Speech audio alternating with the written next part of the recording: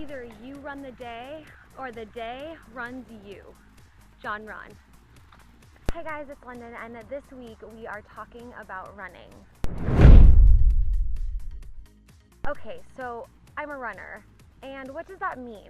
It means that I run because I want to, not because I have to.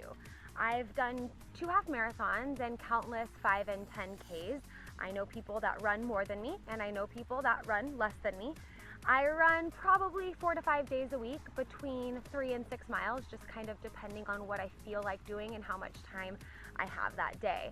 But today I have 3 tips that I have put together. I kind of thought about what could be useful for people that love to run, have never run before, or do all different types of running. So these 3 tips are for you runners. Okay, so the first tip is to know your gear. And by gear, I mean your shoes.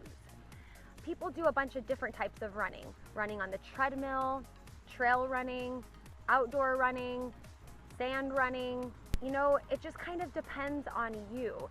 So the idea behind the tip of know your gear is inspiring you to take that time, do research, figure out what types of shoes would be good for the type of running that you're doing, and then which ones feel good for you. My first half marathon, I really liked the shoes that I wore the first time better than the second time. So if I go to do a third half marathon, I definitely know what shoes will be better for me. And sometimes it's about trial and error, and sometimes it's about spending a little bit extra money on something that's better for your body and better for your runs. So don't forget to know your gear. Mix it up. Run in the grass, run in the sand, run on the asphalt, run uphill, run downhill. Sometimes you get caught in just running the same route over and over and over again, and your body gets used to that repetitive motion and that repetitive path.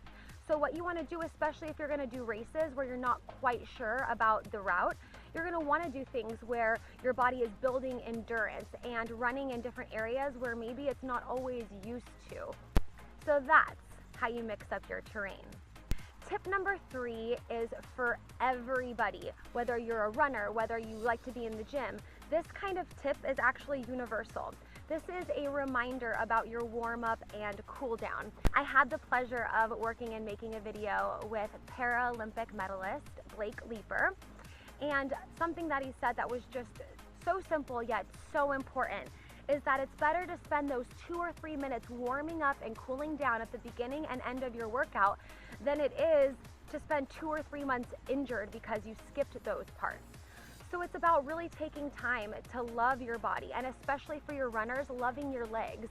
I've seen people who consider themselves runners and run tons of miles each week, but never take the time for stretching and flexibility and self-myofascial release or foam rolling, and they can barely put their legs out in front of them because their hamstrings and glutes and calves are just so tight. So my third tip is just a reminder for anyone and everyone, never forget your warm-up and your cool-down. All right, so I hope you enjoyed these tips for runners, and I hope it just gave you a little bit of inspiration to really mix up your run, build endurance, and really pay attention to the shoes that you're wearing and taking the time to fully recover and love your body, because after all, it's the only one you got to live in, so you might as well take care of it. Thanks for watching, and don't forget to leave comments and subscribe to the Runtastic Fitness Channel.